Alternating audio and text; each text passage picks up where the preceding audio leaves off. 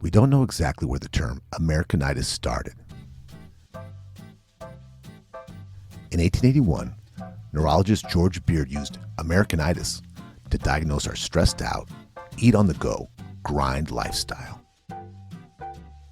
In 1882, a medical journal claimed Americanitis was coined not by Beard, but by traveling British scientist who was shocked by the meaty diets we ate, which were mostly cured pork, beef, and starches. Then in 1892, author Annie Payson-Paul claimed it came from another traveling scientist, this time a German physician who was appalled by our overall health. Regardless of who started it, Americanitis was an oily insult thrown around by foreigners who couldn't cope with the literal clouds from our smoked meats. And to be totally honest, we earned the reputation.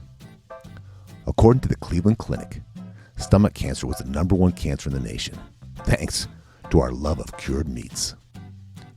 Our top diseases were arthritis, gastritis, and bronchitis. Our national anthem was a chorus of burps, farts, and grunts. London had its industrial fog, but America had its barbecue smog.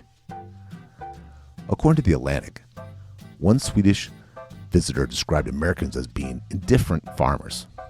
Quote, "The grain fields, the meadows, the forest, the cattle, they're all treated with equal carelessness.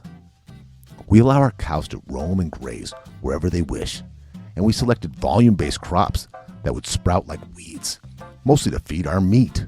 Oh, and we shot whatever flew past the farm for breakfast." John James Audubon once wrote about the flocks of passenger pigeons that would darken the Wisconsin sky like an eclipse. Fleshy, edible animals that were hunted by the millions for the table. The Eskimo curlew was such a fatty bird, if you shot it out of the sky, it would hit the ground and leave a greasy smear. These birds were nicknamed Doughbirds because hunting an Eskimo curlew was like shooting a hamburger tube. Then there was the unending supply of wild game that roamed our states. Bear, boar, deer, elk, caribou, turkey, sheep, bison, many of which had zero fear of man or guns. Meat in America was the easy mode of feeding a nation. And we like easy mode. Easy mode stuck with us. Easy mode is why more than 1/3 of us pick fast food over cooking every day, according to the CDC. Easy mode is why food engineers and ad agencies build industries around selling us packaged trash. Easy mode is why 1/4 of all Americans will experience a major digestive disease like ulcers or IBS, and 1/3 of us already take antacids for acid reflux. Americanitis didn't die off with a dope bird. It just rebranded itself as the McChicken and the KFC snacker.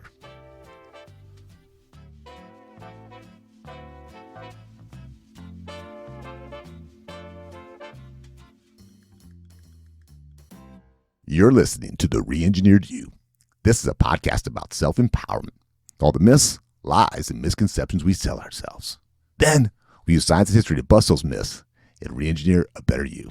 I'm your host, Todd Laments, the extrovert. And I'm the writer, researcher, and introvert, Joe Anthony, whose job it is to dig through the outer layer of no-duh on the internet. There are a few problems that come with the whole country living life on easy mode for so long. We have a persistent myth in America that we get healthier as science and medicine progress. But we'll discover today that simply isn't true. We tell unhealthy people to stay away from McDonald's, the same way we can laugh at pioneers for eating ham at every meal.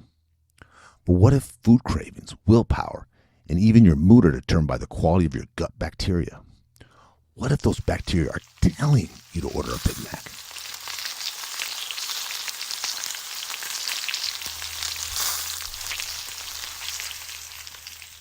Now, we have a very special guest today on the Re-Engineered You, and 156 weeks later and thousands of listeners later, we have someone that we've kind of been courting to be on the show. Her name's Amanda Sick, and let me do a little intro for Amanda. Amanda's a graduate from University of Oregon with a background in advertising, communications, and graphic design. Aside from her love for design, she has a passion for health and wellness. Amanda's written a recipe ebook entitled Simply Sweet, which is full of healthy treats made from whole food, plant-based ingredients. She uses her online platforms to encourage others to make changes towards a healthier lifestyle while using her recipes as a way to show people how enjoyable healthy eating can be. The positive results she has experienced through changes with her own diet, fitness, and mindset is what drives her to share her knowledge with others. Amanda's primary goal is to empower as many people as possible to take their health in their own hands. So good morning, Amanda. Good morning. Thank you guys for having me. I'm excited to be here. We're excited to talk about weird stuff with you. Yes, for sure. Joe and I have both been on our health, we call it, Joe, battles. Yeah. Which way? Go ahead, Joe. Vacillating between trying to make healthier habits and then just like shame eating footlongs of meat. So, we met and we were on deathbeds, Amanda. We both have been as much as, I would say, 50, 60 pounds overweight and tipping on the obesity chart to boxing shape and then up and down. So relatively. Well, it's a journey. It's a process. So Well, tell me about your book, Simply Sweet. yeah. So basically, it has about 50 or so recipes in there. Everything is made with whole food, plant-based ingredients. It's all vegan and gluten-free and refined sugar-free.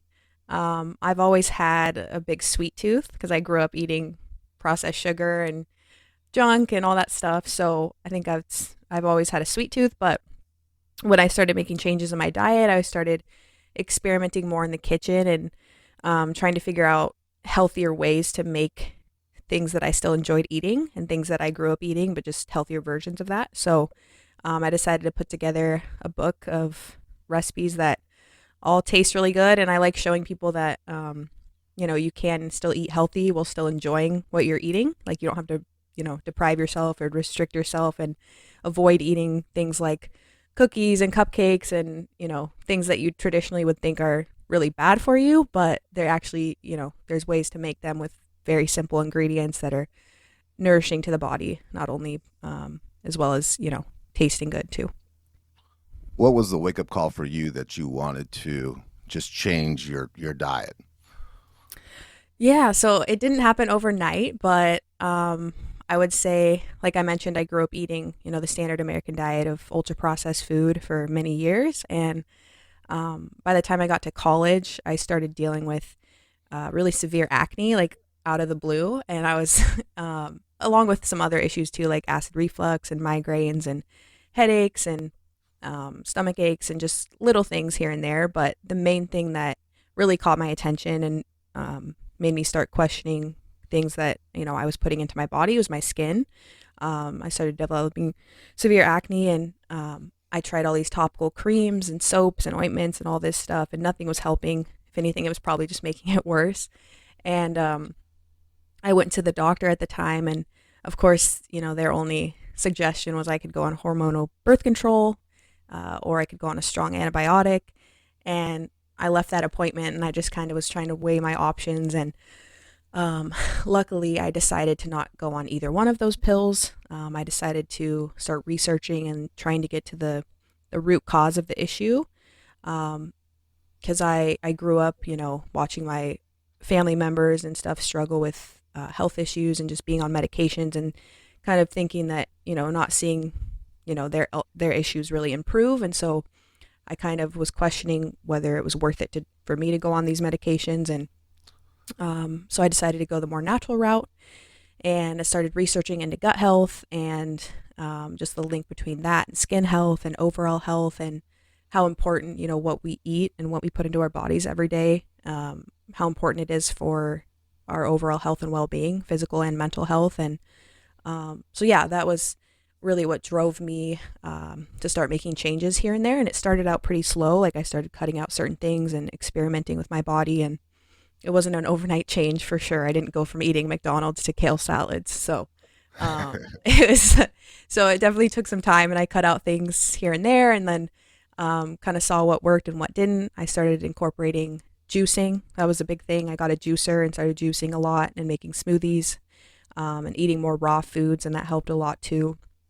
Um, so yeah, I really wanted to get to the root cause of the issue, which I realized was stemming from my gut health ultimately, because gut health is so huge for overall health. And so yeah, that's kind of what drove me to initially start making drastic changes in my diet.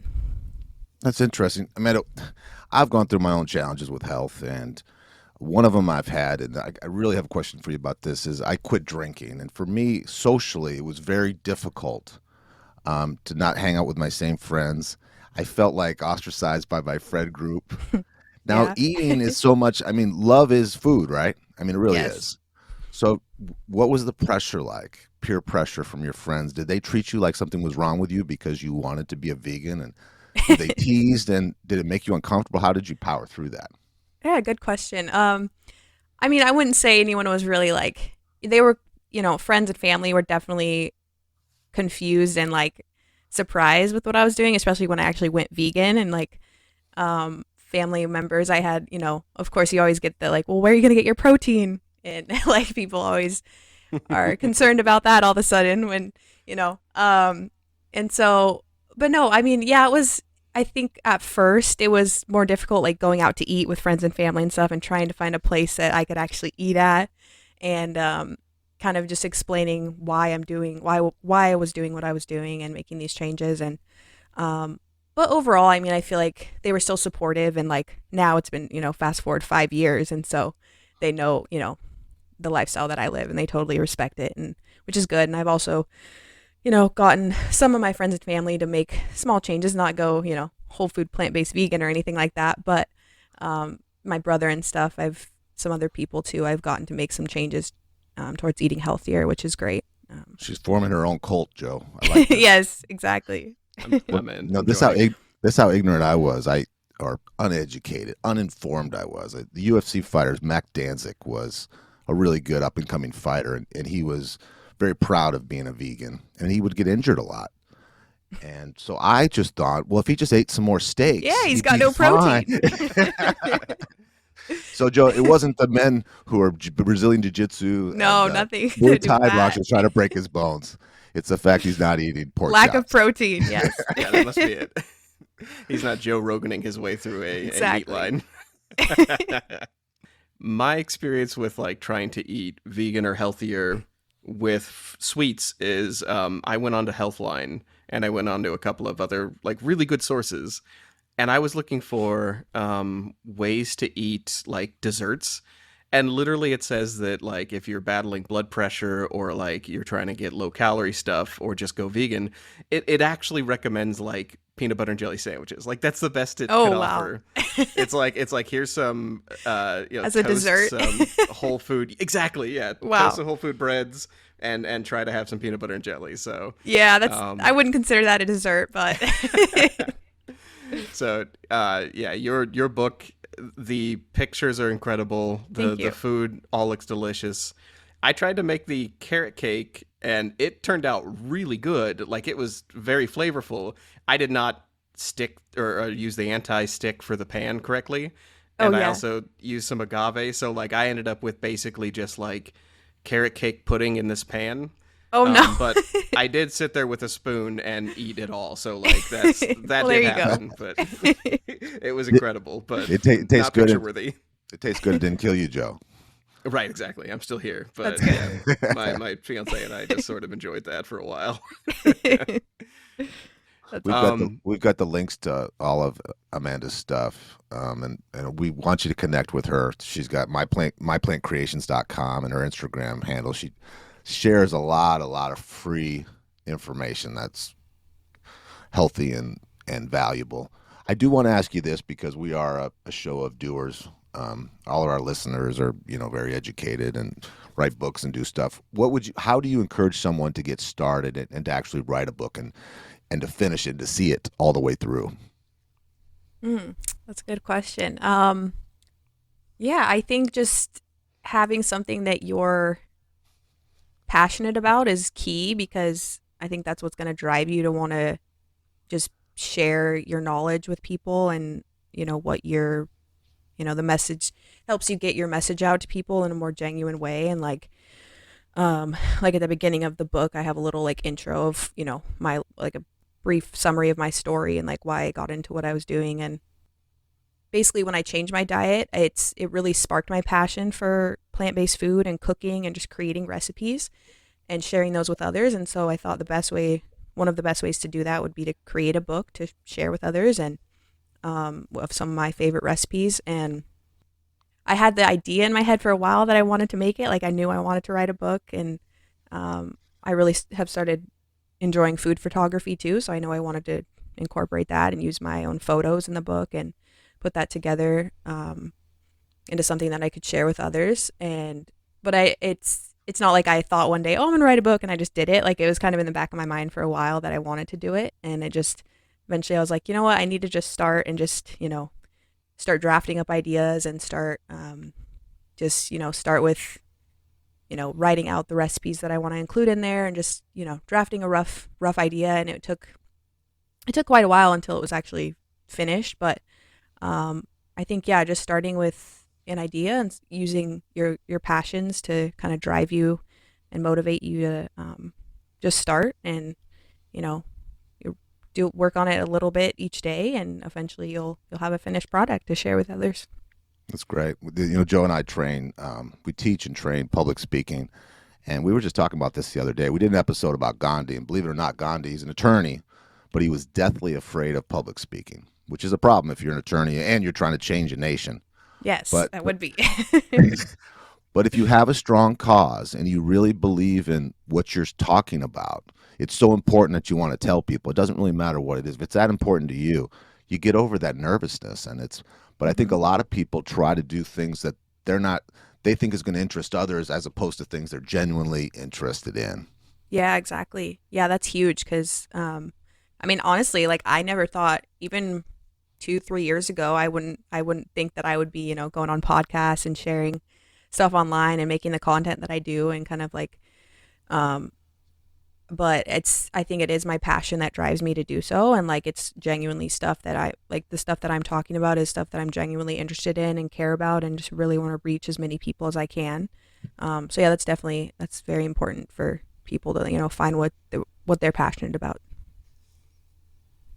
Well, I think that's what brings us together most days for this podcast is we have some interesting, strange things that we want to get the message out on, and we can't shut up. So that seems to help.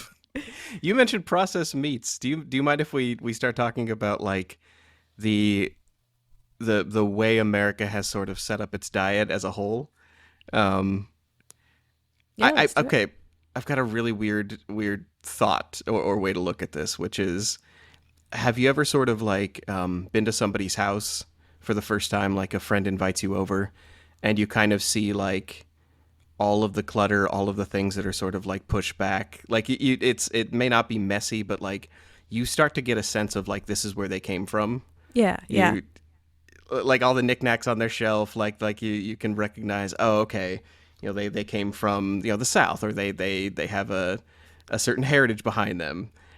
I started reading into how Americans ate, and it gave me that same sense, but for food. Like, if you have another country like Italy, you rely a lot on like, sun-dried tomatoes and like heavy acids to preserve your food. And if you come from like a country that has like a lot of salt mines, or if you come from a country that has like a lot of like cured vegetables, like you go to Korea, you get, pickled vegetables a lot. This process where they have like mastered pickling, and that everything is buried in the ground in a pot. I realized how bad our habits are from the very start of like our country, our sort of food heritage, by reading how we would just go out and shoot wild game everywhere.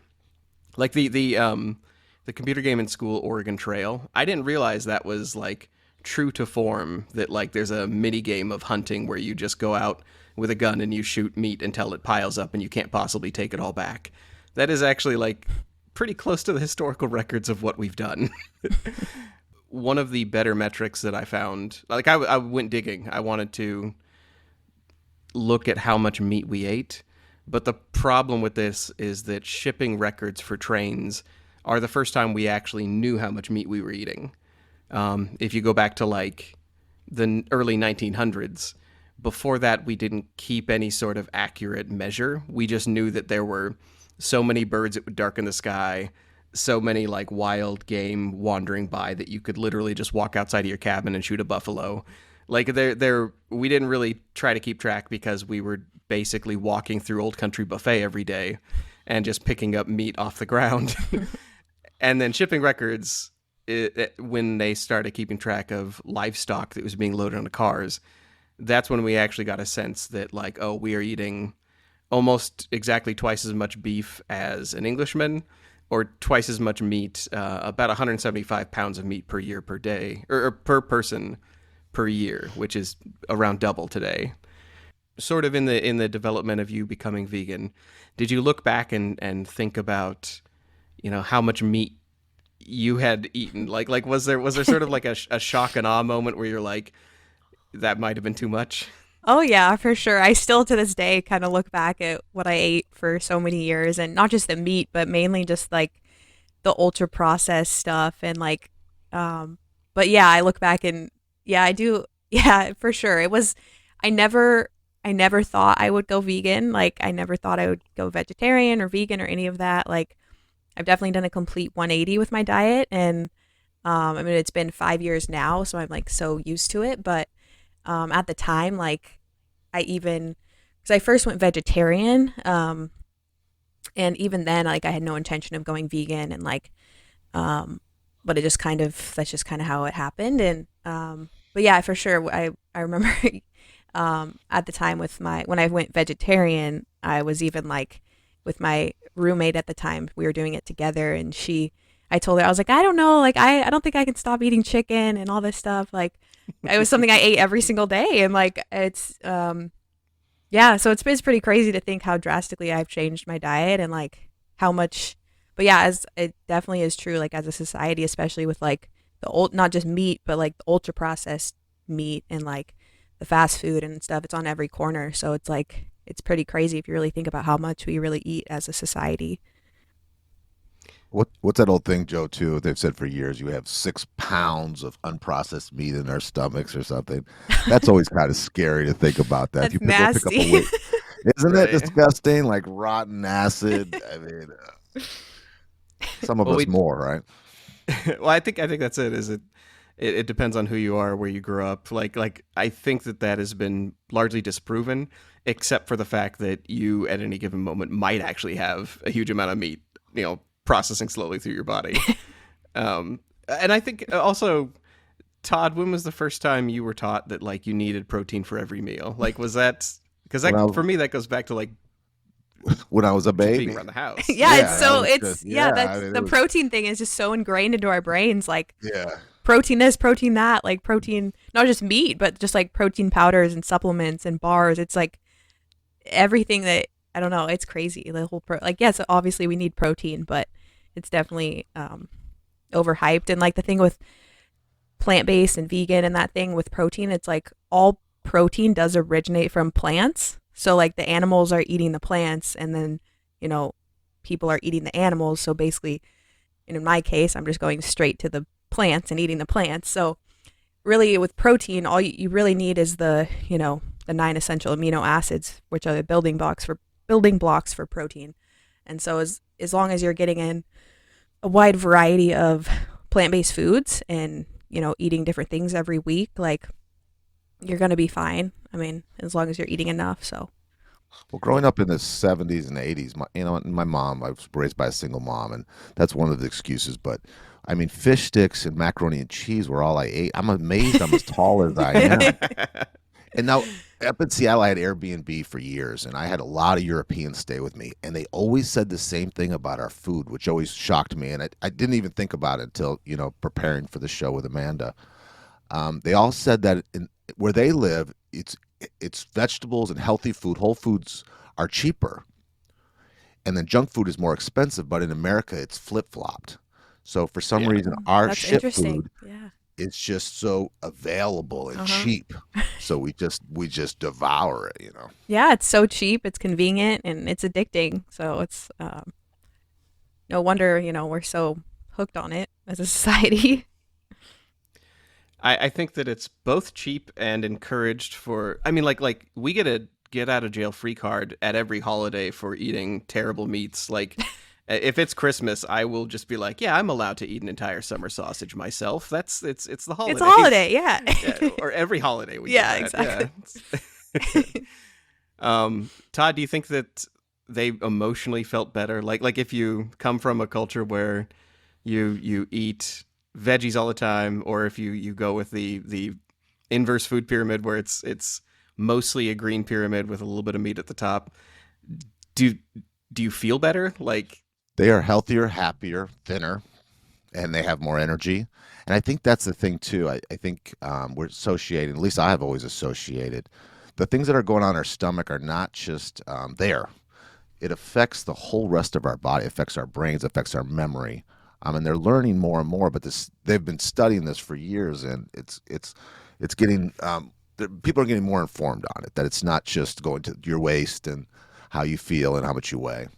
Yeah, and it's like 70 to 80%, I believe, of the immune system like originates from the gut too. So like, and I think it's like 90% or so of serotonin is produced in the gut. So yeah, it definitely affects the whole body for sure. Well, I have a gut story for you that you are not going to believe. And I'm it's ready for it. okay. Well, it started in 1822, and it's Upper Peninsula in Michigan. There's an island called Mackinac Island, and I've been to it. It's a very cool place. There's no bridges to it. You have to, even today, to get to it, you have to go by ferry.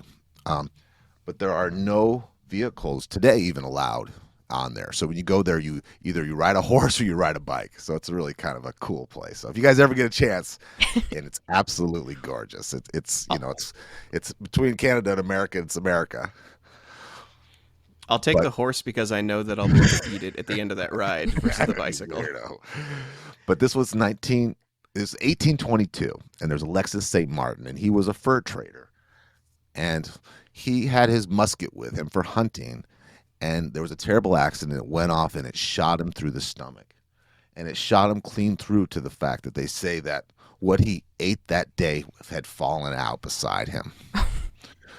Now he was in a lot of pain. I mean, anyone's here to gut shot or being shot in the stomach is supposed to be the most painful things. That and childbirth, right? But to his luck, there was a physician, a very educated physician right there, William Beaumont.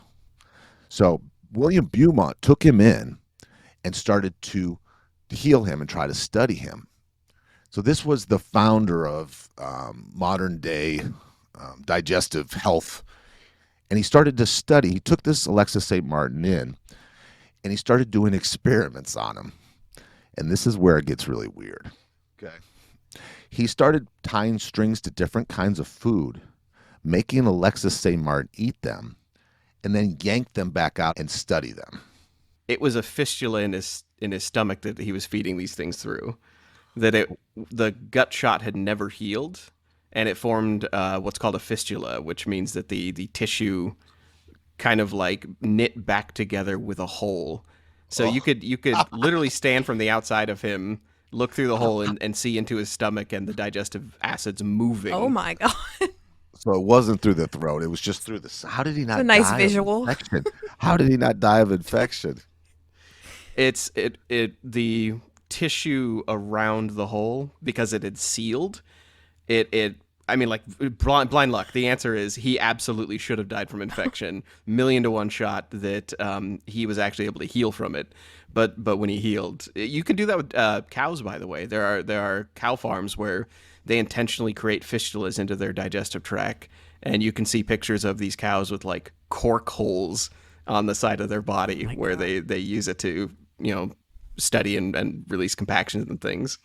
So Well, this poor man was just like a trash can with a lid that like you can peek inside. so poor Bubak.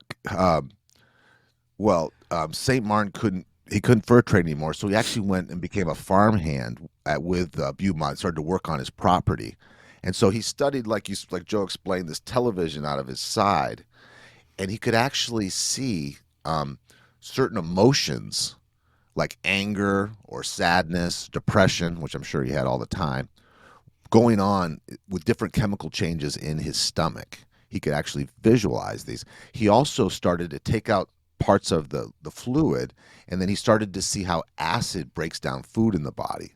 So this was for years, a really ahead of its time study.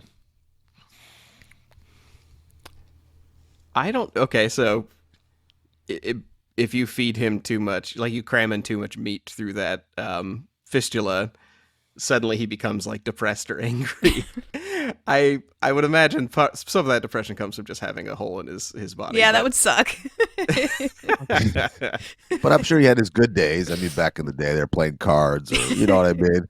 Whatever you did for entertainment in 1830, Right. you know. Now this is the funny. This is actually not that funny, but eventually, Saint Martin runs away. He runs away to Canada, right? Because I'm sure he's had enough of this nonsense, right? This job. He's an indentured servant at this point. Okay, he's like a lab, a mouse in a lab, but he's a grown man. He runs away to Canada. Well, this fucking doctor goes and gets him, guys. He goes to Canada and says, "What the hell do you think you're going?" And takes him back to his farm and tortures him some more. Oh my Wow. God. Talk about a shit. You think your job sucks, you know? It's like, I have to make you depressed with more meats. Come back. Like, we've got so much more to do. But Well, does that shouldn't be a huge surprise to me, like knowing that you cram, I mean, like it's got to be faster putting food directly into the organ rather than having to wait and eat. Because I have a good 20 minutes after I eat Subway before I feel bad about myself. But is there a medical basis for this? Like the idea that you put the wrong type of food into your stomach and it makes you depressed or makes you feel different. But that is true, though. I think just on what I've experienced from dieting, we go through streaks of when I eat well, I feel better, and when I start eating really, really good food, and I do it consistently, and I don't mean like Amanda's really hit the nail on the head with not trying to do too much at once. Not make it so, not set yourself up to fail, but do one meal at a time or one day at a time. Yeah, but when you do string to I was just gonna say, yeah, small changes are huge because I feel like it's not very sustainable to try to like expect yourself to just make a 180 change overnight and go from eating, because that's not. I mean, if your body's so used to eating a certain way, like I was, like fast food and like processed stuff and refined sugars, like you're not gonna enjoy the taste of the foods you're trying to eat. If you switch to like whole foods, your brain's not gonna like that, your taste buds aren't gonna like that. So and then you're just gonna like, if you try to just drastically switch, and then you're gonna still be craving all those other foods, and you're probably just gonna go binge and eat, and just give up. Like for most people, it's small changes here and there that definitely are gonna be more sustainable in the long term. And I think it is chemical, because I watch a lot of those shows like the 600-pound people and stuff, and they talk about their fast food addictions, how the dopamine they get from the cheese on Big Macs and stuff, that they just crave those so much. It's almost like a drug addict would. Yeah, it's like a drug for crave sure. heroin. Yeah. Yeah. And then when you do eat well, you feel more active, and you do more, and you get moving, and that can be contagious too. For sure. Yeah, food is definitely a drug, and especially sugar. Like I've heard sugar can be more addictive than cocaine. And like it's crazy because it's such a common drug, like food and sugar and fast food and all that, because you really think like it's so common and it's so normalized, but it really is, if you think about it, like it does make you addicted, and it changes your brain chemistry, and it causes a lot of issues. So Thank you, Todd, for what you said. You eat better, you start feeling better, like you emotionally feel more picked up. I was trying to find a way to put that in context with St. Martin, the idea that this poor bastard was being fed intentionally the wrong types of foods to feel good. And he's already a trapper, so like this man is used to meat. So like the idea that I mean, like that is almost like going to a prison of meat where this doctor is going to feed you the wrong stuff intentionally forever. I would try to escape to Canada too. Like you Yeah. never get that moment where you have a good breakfast that is like healthy and hearty and like gets you, feeling excited and motivated. And this man never got that because a doctor was like poking burger into his stomach hole. And we should be grateful for Dr. Douche, but of course he's bringing his doctor buddies around too and making, you know what I mean? That's kind of demeaning, right? You're a human being. Right. Come by, look what I got. Hey, lift your robe, boy. Well, can I bore you with the messenger system? Like when we talk about food being an addiction, like what is actually happening in your gut to make this messaging system as addictive as possible? Please. So there are like gut bacteria. There are different types for different types of foods, which is something that is kind of blowing my mind. There are type of bacteria that feed better off of high sugars, and there are types of bacteria that feed better off of cheeses. I first heard about this. Crack.com started putting out articles that were all very goofy, but they were following sort of like bacteria news. And they were like, hey, here's another bacteria that makes you crave cheeses more often when you eat a lot of cheese. So whatever your big craving is, it will oftentimes basically be catered to these microbes. And the way they work, the insidious part of the way they sort of like message back and forth, they travel with, they secrete a substance that is called a messenger molecule, and it can travel with blood vessels to the brain. So that's like the first way they message you to eat more cheese or sugar or meat in this case. Microbes inside the gut will sort of go up to the gut lining. So like you imagine a microbe swimming around in sort of like this, cocktail of Doritos and meat if you're me, or, vegan food and vegan sweets if you're Amanda. And these little microbes will go up to the cell wall in the lining of the gut, and they will walk up to a fleshy cell lever and pull it. And this is sort of like a receptor, and it stimulates the vagal nerve. The vagal nerve runs from your stomach up to your brain. So if you'd imagine, it's kind of like those old tin horns people used to shout into on steamer ships, like more coal, 5 degrees to the right, aft rudder, that kind of stuff. These microbes are just like going up to the messenger system in your stomach, which has all these neurons, so it's like our second brain, and they're telling your brain, we'd like some more sugar, cheese, and meats, please. Like send another craft food snacker to us. And these microbes can also subtly change our hormone levels, our immune cells, our inflammation levels. These are all less direct than the horn phone that is your vagal nerve system. Joe, I got to stop you. I could genuinely tell. Yeah, go ahead. I could genuinely tell that Amanda's enjoying this. You have found a food nerd to hang out with now. Congratulations. I was ready to hang myself, and you guys are having the. Well, I like the analogies you're giving. It's a good visual. What's happening? Yeah, I was, the more I sort of read into this, it validated all those old weird cracked articles I read, and it also it seems so more concise than it used to be. Like 10 years ago, this stuff was not pulled together like it is in research, but now they're looking at irritable bowel syndrome being connected to depression, and the idea that if you're on the autism spectrum, you have a higher likelihood of having digestive problems, and if you have Parkinson's, you're more prone to constipation. And let's talk about personally, Joe. I've had my problems with acid reflux where I haven't been able to sleep for, I don't know, a year. I mean, without waking up and puking up this. It's terrible. It's horrible. Not to cut you off, but I that's one of the things I dealt with when I was actually in high school. Even I was on, I would eat dinner, and then I would soon after, maybe 20, 30 minutes later, I'd start coughing, and I would throw up, and it kept happening. And isn't that horrible, that acid? Yeah, it's horrible. Yeah. Terrible thing. And I was on pills, like prescription strength antacids for it, and I was on those for a few years, and then once I got to college, and once I was still taking them, like probably like first year of college, and then I was kind of, as I started to change my diet, I just realized I no longer felt like I needed them. And so that was a huge thing that I dealt with too, was acid reflux. Acid reflux. I have GERD here, and I still take omeprazole for it, and it's one of those things where I can definitely tell a difference if I'm eating. I mean, there's a lot of food that we that are processed that will stimulate literally acid production. Like it will. It's so hard to sort of unwind these things. To be reading about this and be like, okay, here are all these bacteria that benefit from me eating the worst things possible.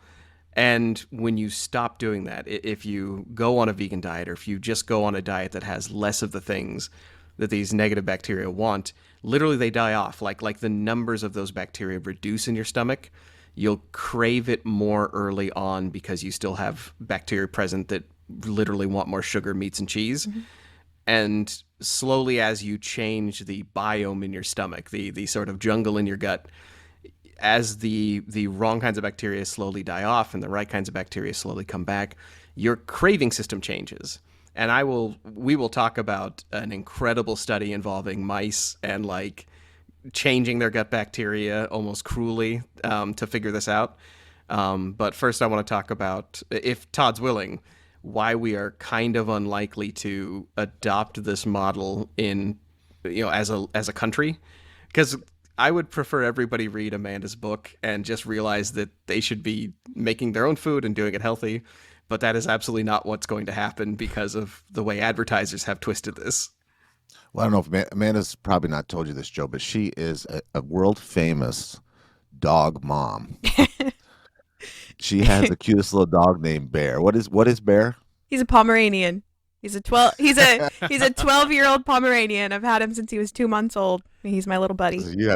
She said she's a kiddo. He's the cutest dog in the world. He's a little Chihuahua, a little Chewbacca looking dude.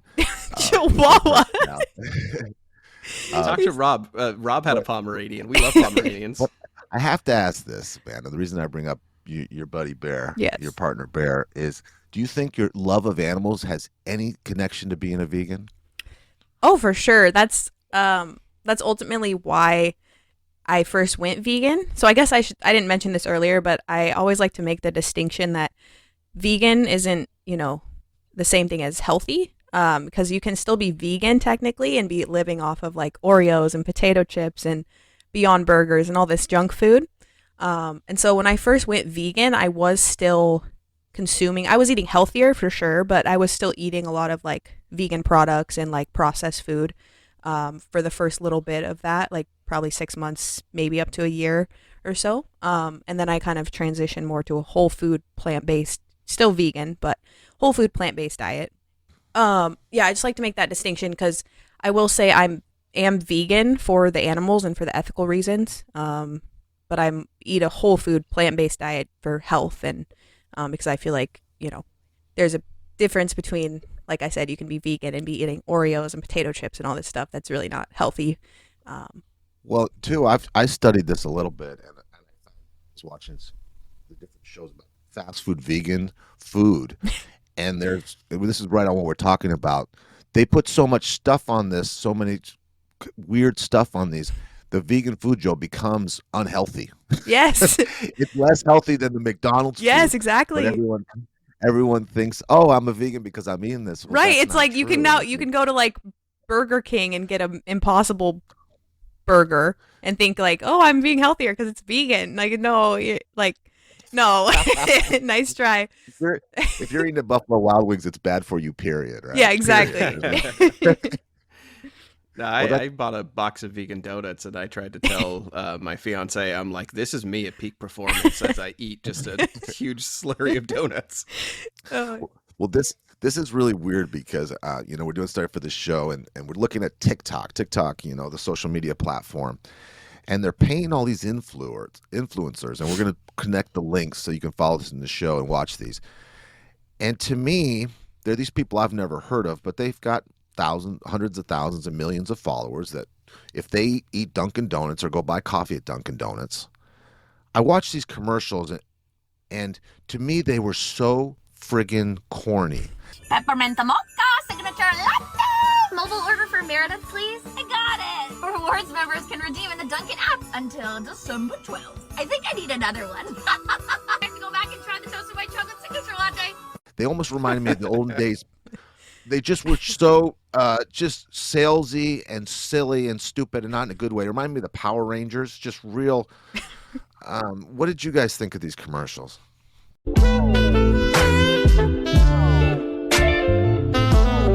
Hello you guys, it's Charlie and today I'm going to be showing you how I make my coffee at home. Yay! Then I take some Dunkin' coffee grounds and I fill up this little thing. And then we put our coffee grounds away. This is what I use, it's Dunkin' obviously. And normally I put a little bit of caramel in it, but I ran out, so. Oh, so bad. Well, I don't see how they think, I don't see how that works to, yeah, just very cringeworthy and just cheesy and yeah. I think that we did an episode once on like adding people to your Dunbar number. The idea that you watch enough social media or you read about one person, like following celebrities, that person becomes a friend of yours, and they take up a place in like your sphere of how many people you can hold in your head. The Dunbar's number. That's what I thought about. Is like these TikTokers. I was cringing. I could not watch it. It was just.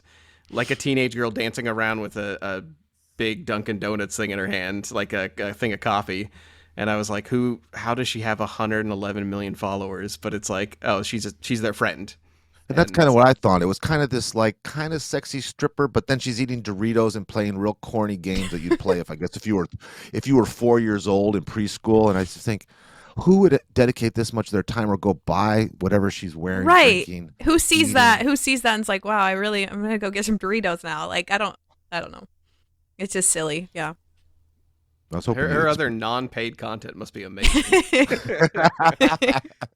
Are you saying, Todd, if you were younger, that wouldn't work on you? The idea that okay, who would work? Pretty girls have always worked on me, Joe. I'm pretty easy. I'm a simpleton, So I'm not a good example. I'm an outlier on that.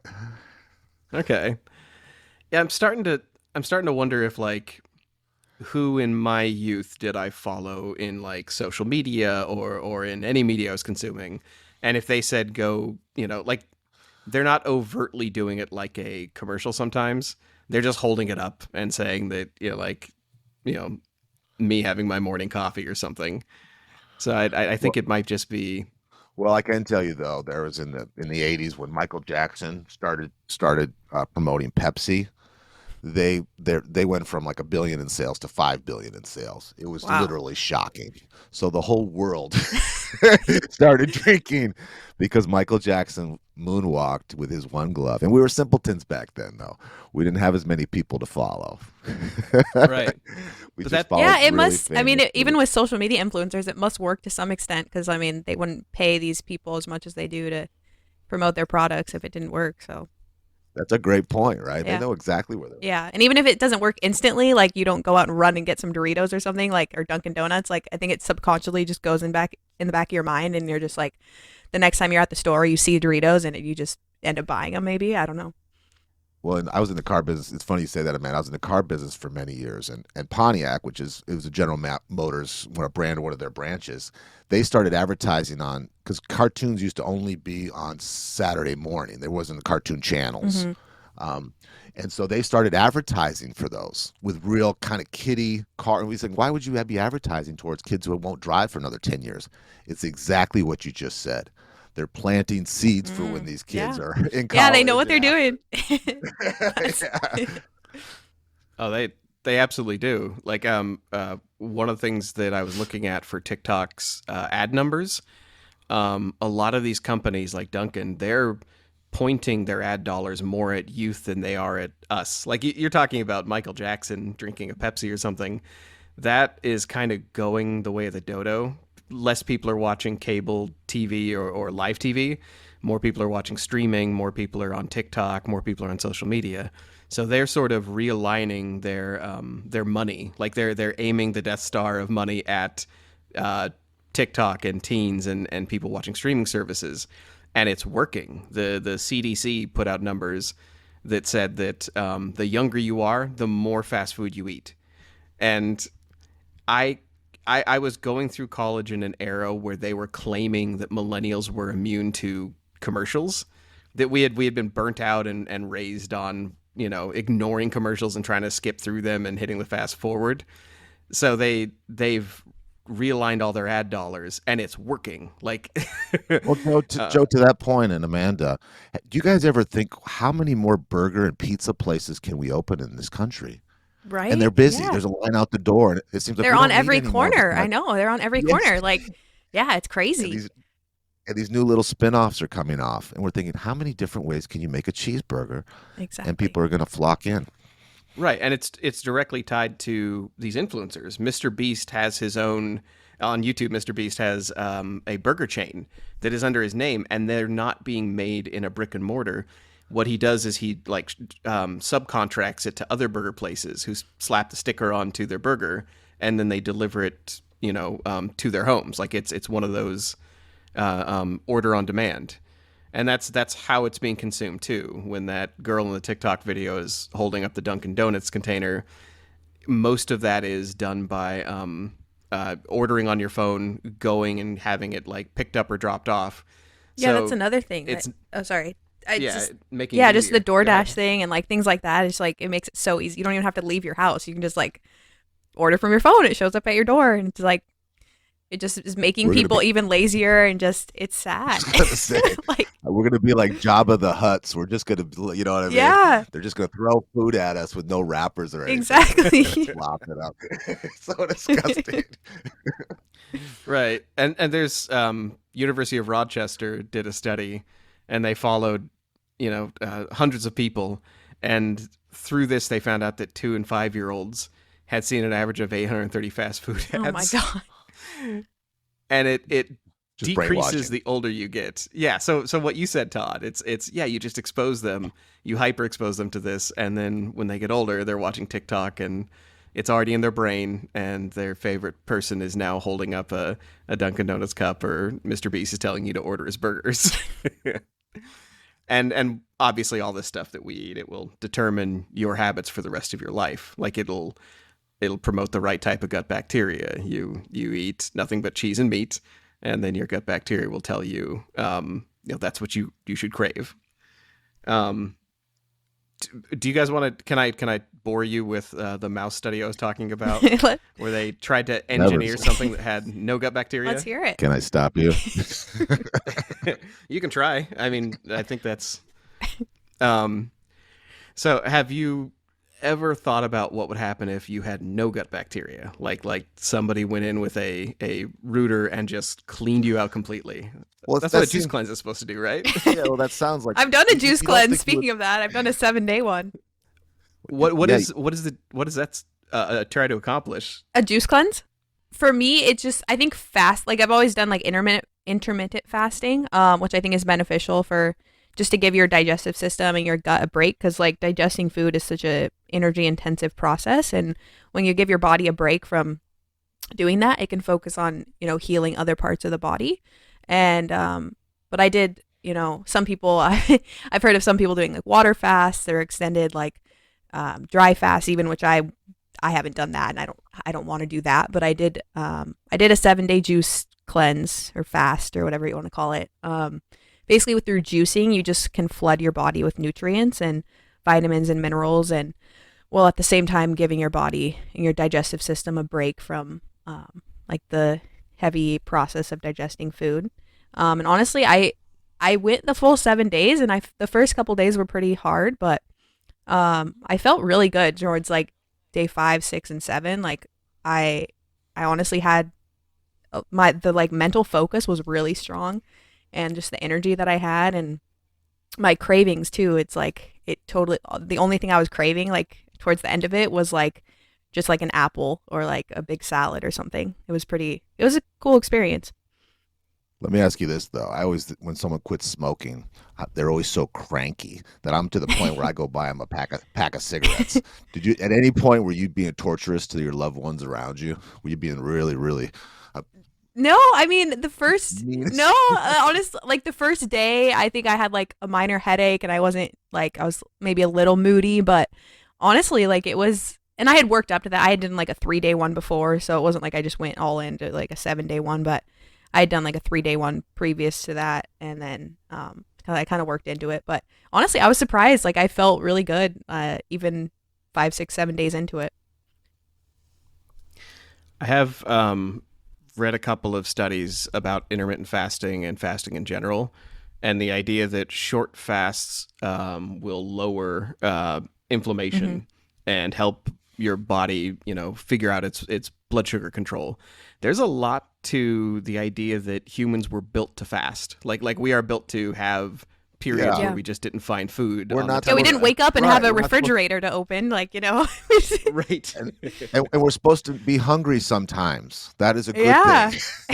You're not supposed to eat every time you get an instant hunger. Yeah. That's never happened to me, but yeah, I trust you on that, Todd.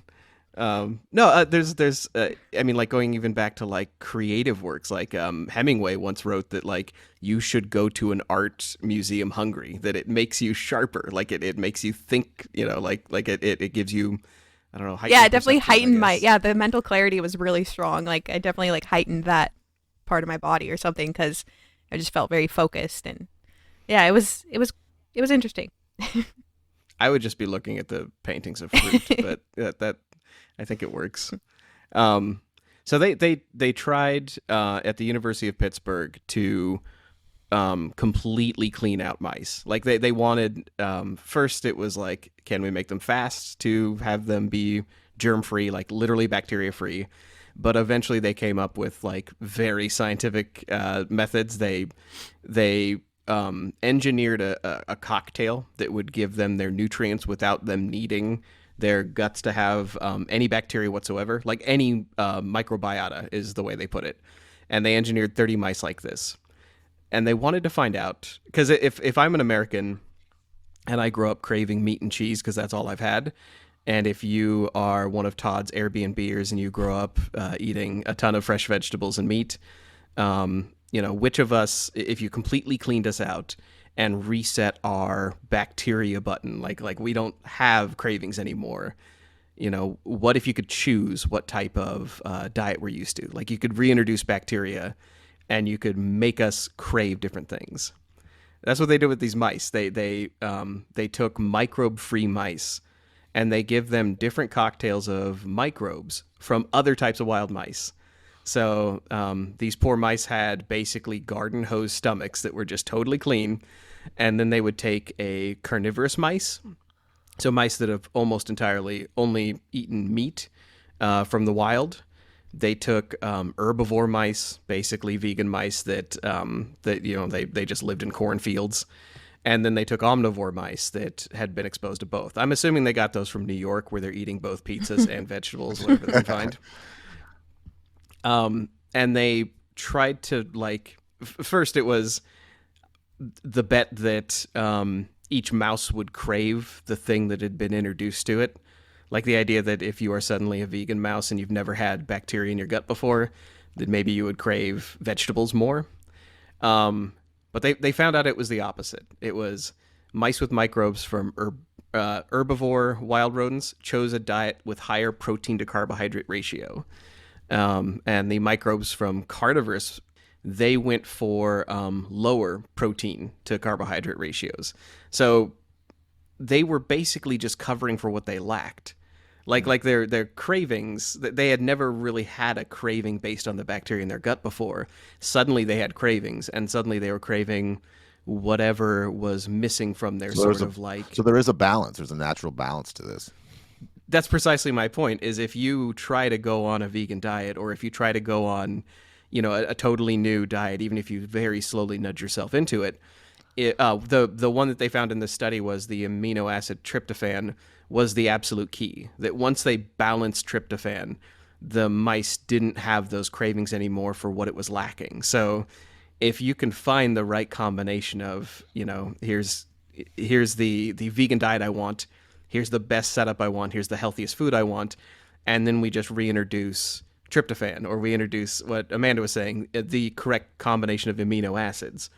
So if you ever find yourself craving stuff that is bad for you, maybe you just need to look at your balance a little bit better and figure out what you're lacking and reintroduce that. Yeah, that's very interesting. Wow.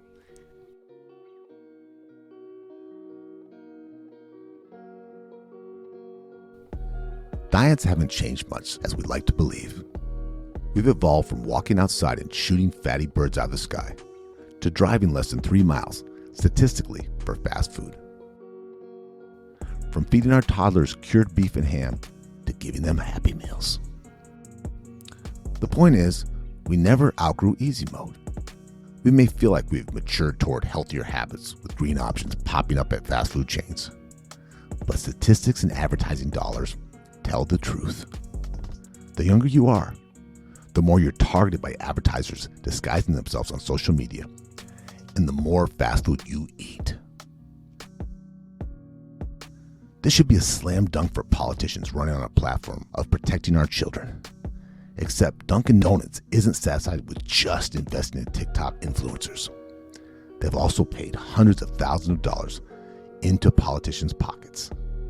Dunkin' donated to both Donald Trump and Joe Biden in the run-up to the election, aka political double dipping. Your gut bacteria determines your mood, your health, and your lifespan. What you eat on a regular basis will influence your cravings. If you switch to healthier foods, you will eventually crave those healthier foods. You'll feel better, you'll look better, and life will be more flavorful. Or we can just continue eating whatever falls in our laps. It's a hard choice to make every day. Everything is stacked in favor of junk food companies, from branding to taste engineering to food proximity. But at the end of the day, it's our choice. And maybe, just maybe, if we all shop exclusively in the produce section of the grocery store, companies will get tired of trying to sell us more Americanitis.